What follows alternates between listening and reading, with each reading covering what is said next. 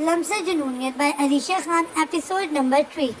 ارے light وہاں نہیں، یہاں سیٹ کرو۔ اور تمہیں کب سے کہہ رہا ہوں یہ فریم ادھر نہیں ادھر لگے گا۔ پتہ نہیں کہاں کہاں سے اٹھ کر آ جاتے ہیں، سمجھ ہی نہیں آتا تو انہیں کچھ۔ وہ آدمی باقاعدہ چیختے کے انداز سے کہتا ہوا سر پکڑ کر ایک طرف بیٹھ گیا۔ جب باہر سے شور کی آواز آنے لگی، بازیگر بازیگر بازیگر۔ وہ بلیک برینڈڈ شوز پہنے گاڑی سے پہلا قدم نکالے باہر آنے لگا۔ جب سب لوگوں نے اسے دیکھتے ہی شور مچایا اور وہ ایک اسٹائل سے اپنا کوٹ ٹھیک کرتے ہوئے اپنے ہاتھوں کی انگلیوں سے بال کو سیٹ کرتے ہوئے قدم بڑھاتے ہوئے سب کو اگنور کرتے اندر کی جانب بڑھا۔ وہ جس مغرورانہ انداز سے گاڑی سے نکل کر سب کی نظروں کو نظر انداز کرتے ہوئے اندر گیا تھا، قیامت سے کم نہ لگ رہا تھا۔ فوٹوگرافر سمیت سب لوگ سامنے کھڑے ہوئے اسے آتے دیکھ رہے تھے۔ وہ بنا کچھ کہے سیدھا کرسی پر آ بیٹھا۔ جب میک اپ آرٹسٹ نے فوراً سے اپنے کام شروع کر دیا تھا۔ سر جی، آپ کو آنے میں کوئی تکلیف تو نہیں ہوئی؟ اس آدمی نے سوال کیا، جس پر آتش درانی نے اپنی پرکشش نیلی آنکھوں سے چشمہ ہٹایا اور اسے گھورنے لگا۔ تمہیں کہا بھی تھا کسی ایسی جگہ سیٹ رکھو جہاں پہ چھوٹے موٹے لوگ آس پاس نظر نہ آئے۔ تمہیں پتہ ہے نا مجھے شور نہیں پسند، وہ سخت لہجے میں کہتا ہوا سامنے والے کی جان نکال گیا تھا۔ سر آپ اتنے بڑے ماڈل اور اتنے مشہور ایکٹر ہیں، بھلا مجمع کیسے نہیں ہوگا؟ لیکن آپ فکر نہیں نہ کریں، نیکسٹ ٹائم ہم کسی ایسی جگہ اچھی اور کم آبادی والی لوکیشن پر فوٹو شوٹ رکھیں گے۔ اس آدمی نے آتش کو اپنی باتوں سے بہلانا چاہا مگر وہ ناکام رہا، کیونکہ آتش کے چہرے پر اب بھی سخت تاثرات نمایاں تھے۔ بہت سب ہو گیا۔ میک اپ آرٹسٹ نے یورش کا آخری ٹچ مارتے ہوئے جس پر فوٹوگرافر نے اسے اشارے سے جانے کا کہا۔ ہاں سب تو ٹھیک ہے، لیکن آتش سر اگر آپ اجازت دیں تو آپ کے بال۔ وہ بھی آگے کچھ کہتا ہے جب آتش نے اپنی گہری نیلی آنکھوں سے اسے گھورا۔ نہیں مطلب ضروری نہیں، ایسے بھی ٹھیک ہے۔ وہ آدمی جلدی سے فوٹوگرافر کو اشارہ کرتے ہوئے وہاں سے دوسری طرف جا بیٹھا، جبکہ آتش اپنا کوٹ اتار کر لائٹس کیمراز کے پاس پہنچ گیا۔ Side pose. اس آدمی کے کہنے پر فوٹوگرافر نے شوٹ سٹارٹ کی، جبکہ وہ آدمی دیر ہی دیر میں شوٹ کمپلیٹ ہونے کی دعائیں کر رہا تھا۔ وہ آتش درانی تھا، فلم انڈسٹری پر راج کرنے والا بادشاہ، جس کا فلمی نام بازیگر تھا۔ وہ اپنی سلیکشن کے بعد ڈائریکٹ فلم میں پہنچ چکا تھا۔ اسے ڈائریکٹ فلم ملی تھی جس کا ہیرو وہ خود تھا، اور اپنی پہلی فلم میں وہ اتنا ہٹ ہو چکا تھا کہ باقی کے تمام پروڈیوسر اپنے اگلے پروجیکٹ کے لیے اسے ایک نظر میں ہی سلیکٹ کر چکے تھے۔ وہ شروع سے ہی اپنے اصولوں پر چلتا تھا، اس کا اپنا ایک سٹائل تھا، اس کے اپنے کچھ ایک اہم اصول تھے جس پر وہ صرف خود چلتا تھا بلکہ باقی کے تمام لوگوں کو بھی مجبوراً اس کے ساتھ کام کرنے پر اس کے اصولوں کو ماننا پڑتا تھا، اور اس وجہ سے اکثر کسی نہ کسی ڈائریکٹر وغیرہ سے اس کی منہ ماری ہوتی رہتی تھی، مگر سب مجبور تھے کیونکہ آتش درانی نے فلم انڈسٹری میں پہلا قدم رکھتے ہی اپنی جگہ بنانی تھی، جس وجہ سے اس کے اربوں فینس اسے اسکرین پر دیکھنا چاہتے تھے۔ ہر ایک پروڈیوسر اپنی پروڈکشن کی کامیابی کے لیے آتش کو کاسٹ کرنا چاہتا تھا، پر یہی وجہ تھی جو آتش کی لاکھ بدمزاجی کو برداشت کرتے ہوئے وہ لوگ آتش کے آگے پیچھے رہتے تھے۔ سین چینج۔ کیا واقعی؟ جی ہاں، آپ ہی اتنے بدتمیز لڑکے تھے کہ ان کا بس نہیں چل رہا تھا یونیورسٹی کو کلب میں بدل دیں۔ شاویز ہمیشہ کی طرح آج بھی ایک ایک بات تفصیل سے اسے بتا رہا تھا، جبکہ وہ موبائل پر زائمہ کے آتے میسیجز پڑھ رہی تھی۔ خیر تم اپنی حفاظت کرنا، تمہیں پتہ ہے نا کتنی مشکلوں سے بابا کو ایگری کیا ہے میں نے۔ پلیز شہزی اپنے آپ ہی کو مایوس نہ کرنا، وہ جو کرتے ہیں انہیں کرنے دو، تم بس اپنا دھیان رکھنا، پڑھائی کے علاوہ کسی فالتو کاموں میں انٹرسٹ نہ لینا، تعبیر نے اسے سمجھاتے ہوئے کہا، جس پر شاویز نے اس بات میں سر ہلایا۔ اچھا ناپی، اب سو جائیں، دیکھیں کتنی تھک گئی ہیں آپ۔ ہاتھ پاؤں دباؤں آپ کے؟ شاویز کی بات پر تعبیر ہنسنے لگی. آپ ہی کیوں ہنس رہی ہیں؟ آپ ایسا کیا کہہ دیا ہے میں نے؟ شہزادی نے معصوم سی شکل بناتے ہوئے پوچھا، جس پر تعبیر نے اس کے بالوں کو ترتیب سے بندھا ہوا ہیئر اسٹائل 1 منٹ میں بگاڑ دیا. تمہاری باتوں پہ ہنس رہی ہوں. پاگل بہن کے کون پاؤں دباتا ہے؟ اور یہ کیا کیا ہوا ہے بالوں کا حشر؟ اوف، آپ ہی اتنی مشکل سے سیٹ کیا تھا، آپ نے سب خراب کر دیا. وہ منہ بناتا ہوا اٹھ کھڑا ہوا، برابر والے کمرے میں چلا گیا، جبکہ تعبیر اس کی بچگانہ شکل پر اب تک ہنس رہی تھی. یہ 2 کمرے کا مکان تھا، جس کی چھت پر کوئی کمرہ تھا چھت پر کوئی کمرے کا تھا جس کی چھت پر کوئی کمرہ تھا. نیچے 2 کمرے، جن میں سے ایک تعبیر کے استعمال میں تھا، جبکہ دوسرے کمرے میں افتخار صاحب اور شاویز سویا کرتے تھے. بیچ میں ایک صحن تھا جہاں چارپائی بچھی ہوئی تھی، ساتھ ہی کچن اور باتھ روم بھی بنا ہوا تھا. تعبیر کے کمرے میں ایک الماری اور ایک بیڈ اور ایک چارپائی تھی، جبکہ ساتھ والے کمرے میں شاویز والے کمرے میں ایک الماری اور ایک بڑا صوفہ تھا. کیونکہ افتخار صاحب تو کبھی اپنی چارپائی صحن سے کمرے میں اور کبھی کمرے سے صحن میں رکھوا لیا کرتے تھے، لیکن شاویز اپنے ہی صوفے پر سویا کرتا تھا. سینورینا، وہ اب موبائل رکھ کر بچوں کی کاپیاں چیک کر رہی تھی جب رائما کو دوبارہ میسج آیا، جسے دیکھ کر اس کے چہرے پر مسکراہٹ بکھرنے لگی. کہو رائما، تم اب تک سوئی نہیں؟ تعبیر نے جواب دے کر موبائل واپس بیڈ پر رکھ دیا، لیکن سیکنڈ کے اندر رپلائی آ گیا. مجھے تو خوشی سے نیند ہی نہیں آ رہی. تعبیر چونکی. کیوں خوشی؟ کیسی خوشی؟ ابھی اس کا میسج سینڈ ہی ہوا تھا جب رائما کی کال آنے لگی. اوف، اس لڑکی کو نا اتنا سا بھی سکون نہیں ہے. تعبیر نے کال ریسیو کی. ہائے، کیسی ہو میری سینورینا؟ رائما کی بات پر وہ پھر سے مسکرائی. میں ٹھیک ہوں، تم بتاؤ کیوں نہیں سوئی اب تک؟ یار تمہیں کیا بتاؤں، میں اتنی زیادہ خوش ہوں، یوں سمجھو میں اسٹار بننے والی ہوں. رائما کی بات پر وہ ہلکا سا مسکرائی. اسٹار؟ کیا مطلب ہے تمہارا؟ یار بڑی باجی کو میک اپ آرٹسٹ نے کال کی تھی، انہیں ایک ماڈل تیار کروانے کے لیے بلایا گیا ہے. اور تمہیں پتہ ہے وہ میک اپ آرٹسٹ کہہ رہی تھی کہ ایک چانس سے کافی چانس لگ سکتے ہیں.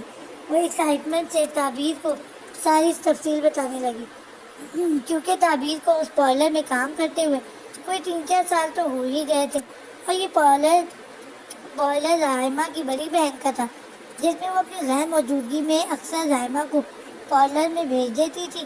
تب سے ان دونوں کی بہت اچھی دوستی ہو چکی تھی، اور رائما اپنی بات تعبیر سے شیئر کیا کرتی تھی. بہت سارے چانس؟ میں سمجھی نہیں.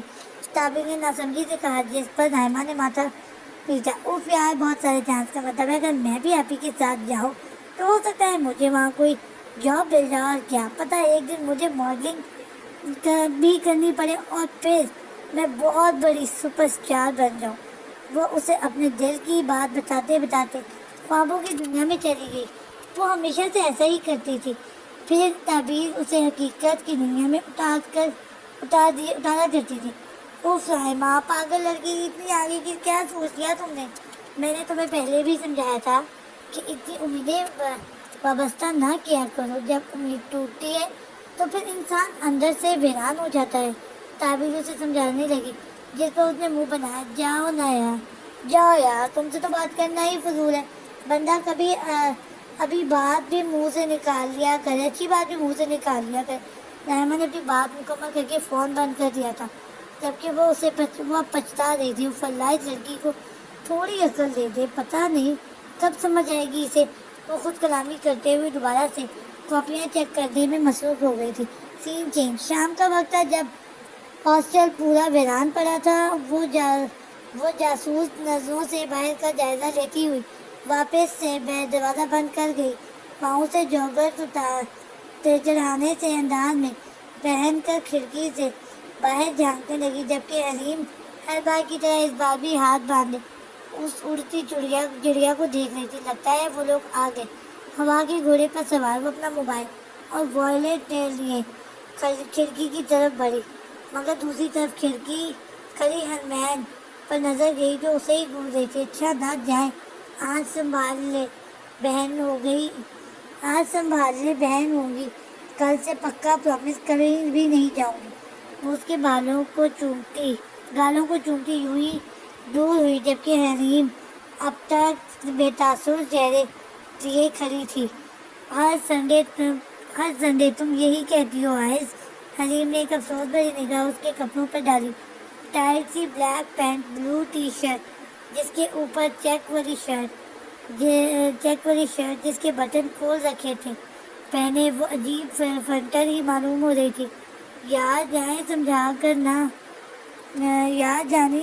کریں نا آپ، آج پروم نائٹ ہے، سب فرینڈز آئے ہوئے ہوں گے، بہت مزہ آنے والا ہے، وہ ایکسائٹیڈ ہوتے ہوئے کہنے لگی، جس پر حریم نے نظریں اس پر سے ہٹائیں۔ یار آئز، تم اپنی انجوائمنٹ کے چکر میں اپنی لائف کا پریشیس ٹائم ویسٹ کر رہی ہو۔ اگر یہ سب تمہارے ڈیڈ کو پتہ چلا پھر؟ سوچا ہے کیا کریں گے وہ تمہارے ساتھ؟ حریم کی بات پر وہ سر کھجاتے ہوئے منہ بنانے لگی۔ یار کہہ تو رہی ہوں آج پروم نائٹ ہے، کون سا روز آتی ہے، اور ویسے بھی ڈیڈ نے کون سا میرے پیچھے جاسوس لگایا ہوا ہے، کیا پتا؟ آئزل نے بیزاری سے، جس پر حریم نے خود کلامی کی۔ کیا کچھ نہیں، بتاؤ کب تک آ جاؤ گی؟ تمہیں پتہ ہے نا بانو آنٹی رات میں کوئی 2-3 بار تو سب لڑکیوں کے کمرے چیک کرتی ہیں، اگر انہیں شک ہو گیا تو پھر پہلے ہی وہ تمہاری بہت شکایتیں کرتی رہتی ہیں۔ ارے کچھ بھی نہیں ہوگا نا ڈارلنگ، اچھا میں جلدی واپس آ جاؤں گی، تب تک تم یہ سب سیٹ رکھنا۔ وہ اپنے بیڈ پر 2-3 تکیے رکھ کر چادر سے کور کرنے لگی یہ اس کا کوئی نیا کام نہیں تھا، وہ ہمیشہ سے ایسے ہی کرتی تھی۔ جب بھی اسے نائٹ کلب جانا ہوتا تھا تو وہ اپنے بیڈ پر 2-3 تکیے رکھ کر چادر سے ایسے کور کرتی تھی کہ جب کوئی دیکھے تو اسے لگے یہاں وہ سو رہی ہے۔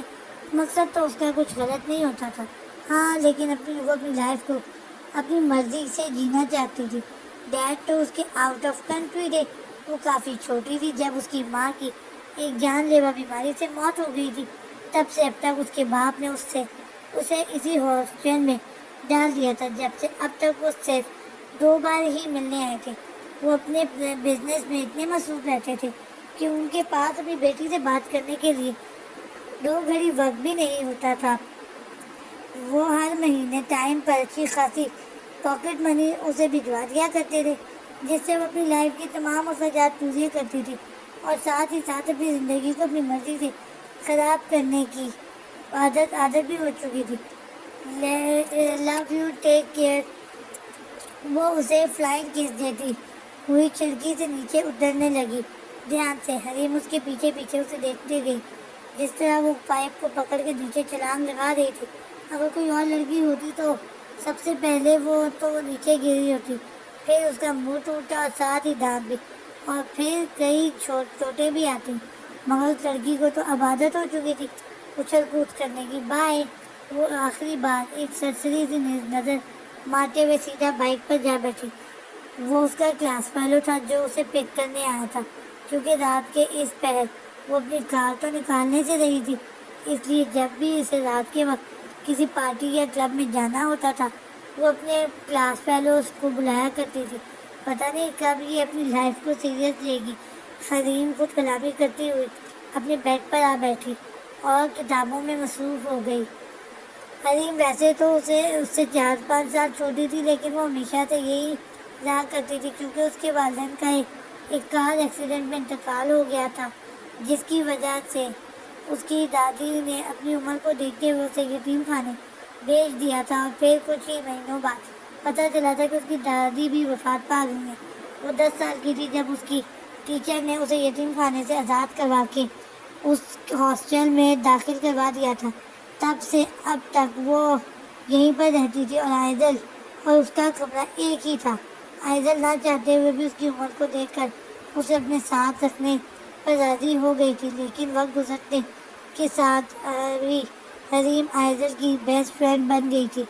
بس یہی وجہ تھی جو وہ دونوں ایک دوسرے کی بے انتہا فکر کرتی تھی۔ سین چینج، مینیجر سے میٹنگ کے بعد وہ ڈنر کر کے اپنے روم میں آ چکا تھا۔ آج وہ جلد ہی فارغ ہو گیا تھا، ورنہ شوٹنگ کی وجہ سے وہ رات گئے دیر سے گھر آیا کرتا تھا۔ ٹی وی آن کر کے وہ بیڈ پر آ لیٹا تھا، جبکہ ساتھ ہی ساتھ وہ موبائل بھی چیک کر رہا تھا جب اس کی نظر ایک پوسٹ پر گئی جہاں مخالفین نے کچھ الٹے سیدھے کامنٹس کیے ہوئے تھے۔ ایک جھٹکے سے اس نے موبائل کو سائڈ ٹیبل پر رکھا اور اپنے غصے کو کم کرنے کی کوشش کرنے لگا۔ سائڈ ٹیبل پر پڑی وائن کی بوتل کو گلاس میں انڈیلتے ہوئے اس نے اپنے لبوں سے لگایا۔ یہ روز کا تھا۔ وہ ہمیشہ سے اپنے غصے کو قابو کرنے کے لیے وائن پیا کرتا تھا۔ جہاں اس کے اربوں فینس بن چکے تھے، وہیں اس کے کچھ مخالفین بھی تھے جن کی تعداد میں آئے دن اضافہ ہوتا رہتا تھا۔ جہاں بازیگر کے چرچے عام تھے، وہیں مخالفین بھی اس کے بارے میں گھٹیا سے گھٹیا باتیں کرتے تھے۔ ابھی وہ وائن پیتے ہوئے ٹی وی دیکھنے میں مصروف تھا جب اس کا موبائل رنگ ہوا۔ زدہ ریاض اسکرین پر چمکتا ہوا نمبر دیکھ کر ایک بار پھر وہ اپنے غصے کو ضبط کرنے لگا۔ کال ریسیو کر کے کان پر لگائے وہ وائن کے گھونٹ بھرنے لگا۔ ہائے ہینڈسم، ڈسٹرب تو نہیں کیا؟ ہمیشہ کی طرح آج بھی وہ اسے اچھا خاصا تپا کر بڑے آرام سے سوال کر رہی تھی۔ کہو کیوں فون کیا؟ آتش نے بیزاری سے کہا جس پر وہ دوسری طرف کہہ کر نمایا تھا۔ یاد آ رہی تھی تمہاری۔ وہ میں نے کہنا تھا کہ اگر تم فری ہو تو میں آ جاؤں۔ میں اس وقت کسی بھی بحث کے موڈ میں نہیں ہوں۔ بہتر یہی ہوگا کہ آئندہ مجھ سے ملنے کی یا مجھے کال کرنے کی کوشش بھی مت کرنا، گلڈانے سے انداز میں کہتا ہوا فون بند کرنے لگا، مگر پھر رکا۔ اور ہاں، ایک اور بات، یہاں آنے کی جرات بھی مت کرنا ورنہ بہت برا ہوگا۔ میں تمہارا وہ حشر کروں گا کہ تم ساری زندگی کسی کو منہ دکھانے کے لائق نہیں رہو گی۔ وہ اسے دھمکاتے ہوئے کال ڈسکنیکٹ کر گیا، جبکہ دوسری طرف رضا ریاض جس کی آنکھیں خون کے آنسو رو رہی تھی۔ اپنی کامیابی کے لیے تم نے مجھے استعمال کیا تھا آتش دورانی، لیکن میرا نام بھی رضا ریاض ہے۔ جو کھیل تم نے شروع کیا تھا، تمہیں اسی کھیل میں الجھا کر رکھ دوں گی۔ بے دردی سے ہاتھوں کی انگلیوں سے آنسو کو رگڑتے ہوئے وہ لب بھیگ گئی۔ میں بھی دیکھتی ہوں کیسے بھاگتے ہو تم مجھ سے۔ اب تمہیں میرا ہونے سے کوئی بھی نہیں روک سکتا، تم خود بھی نہیں۔ سامنے دیوار پر لگی آتش کی تصویر کو دیکھتے ہوئے وہ جنون سے کہنے لگی، جبکہ چہرے پر عجیب ویرانی چھائی ہوئی تھی۔ یہی حقیقت تھی، جب اس نے فلم انڈسٹری میں قدم رکھا تھا تب وہ ہٹ ہوا تھا، لیکن وقت کے ساتھ ساتھ اس میں شہرت کی لالچ بڑھتی چلی جا رہی تھی، اور اس وقت رضا ریاض پوری انڈسٹری پر چھائی ہوئی تھی، اور اس لیے آتش نے رضا سے تعلقات بنا کر اسے اپنی طرف مائل کیا، جبکہ رضا نے خود اس کے ساتھ کام کرنے کی خواہش پوری میڈیا پر ظاہر کی تھی۔ اسی طرح کافی پروجیکٹ انہوں نے ساتھ کیے تھے، اور اسی دوران رضا کو آتش درانی سے اتنی زیادہ اٹیچمنٹ ہو گئی تھی کہ وہ ہر 2 دن بعد اپنے سوشل میڈیا کدھر چلا گیا اپنے سوشل میڈیا اکاؤنٹس پر آتش درانی کی پکس لگا کر مس یو کے کمنٹس کیپشن ڈالا کرتی تھی، جس سے ان کے فینس کو لگا تھا ان کے بیچ کچھ چل رہا ہے۔ مگر جب آتش کا نام اس کے نام سے اونچا ہونے لگا تو آتش اس سے دل پھیرتا گیا۔ اسی دوران رضا ریاض کے بہت سے بولڈ ایکٹرز کے ساتھ نائٹ کلب اور ہوٹلز میں اکٹھے ہونے کی وجہ سے کافی اسکینڈلز سامنے آئے تھے۔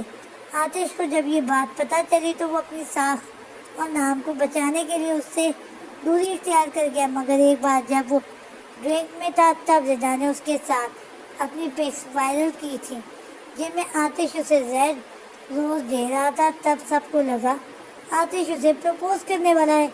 آتش نے دوسرے دن جب یہ خبر میڈیا پر پھیلتے دیکھی تو اسے وارن کرنے کے لیے اس سے ملنے کے لیے اس کے فلیٹ گیا، اور تبھی میڈیا پر اس کا اسکینڈل بن گیا۔ اس نے بڑی مشکل سے یہ سب ہینڈل کیا تھا، تب سے وہ اس سے دور رہتا تھا، مگر وہ اب تک اس کے پیچھے ہی پڑی ہوئی تھی۔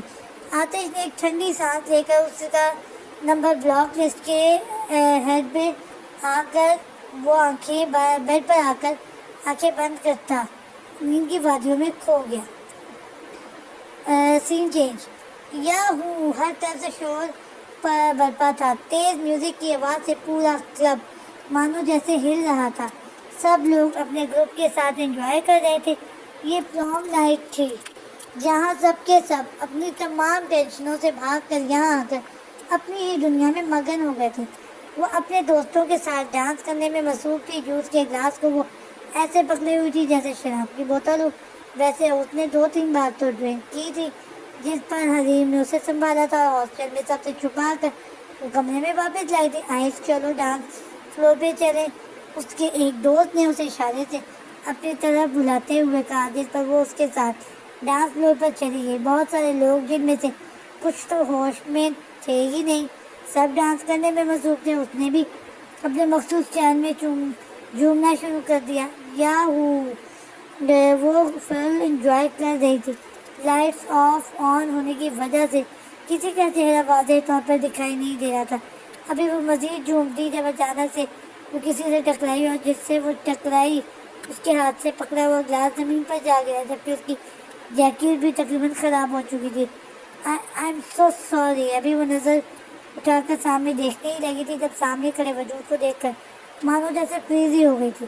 وہی پرکشش گہری کالی آنکھیں، چہرے پر بکھرے ہوئے بال، گلے میں مخصوص لاکٹ، جبکہ ہاتھوں میں شیر کے سانچے کی مانند بنی انگوٹھیاں۔ اور اس شخص کو کیسے بھول سکتی تھی جبکہ وہ اسے ہی گھور رہا تھا؟ تم، وہ انگلی آگے بڑھاتے ہوئے اس سے کہنے لگی، مگر وہ چہرے پر سخت تاثرات لیے اسے ہی گھور رہا تھا۔ آئزل کو کل صبح والا سین یاد آنے لگا۔ وہ آخر کس طرح اس کے منہ پر نوٹ اچھال کر گیا تھا۔ اندھی ہو؟ وہ لب بیچتے ہوئے سختی سے لہجے سے پوچھنے لگا، جس پر آئزل نے اسے گولی سے نوازا۔ وہ پہلے ہی اس جیسے بدتمیز انسان سے خاصا تپی ہوئی تھی، مگر آج وہ پھر سے اس کے سامنے آ کھڑا ہوا تھا۔ او ہیلو! سامنے سے تم آ رہے تھے، میں نہیں، وہ ایک سٹائل سے کہتی ہوئی پلٹنے لگی، مگر تبھی اس نے اسے ایک جھٹکے سے اپنی طرف کھینچا، جس سے وہ اس کے سینے سے ٹکرائی۔ تم تھی، میں نہیں، وہ اب کافی ضبط کرتا ہوا کہہ رہا تھا، جبکہ وہ اب تک اس کے سینے سے لگی ہوئی تھی۔ اس کی اچانک والی حرکت پر آئزل سے غصے سے گھورنے لگی اور اس سے اپنا آپ آزاد کروانے لگی، مگر اس کی گرفت مضبوط تھی۔ یہ کیا بدتمیزی ہے؟ وہ کھا جانے والی نظروں سے اسے گھور رہی تھی۔ کدھر چلا گیا یہ؟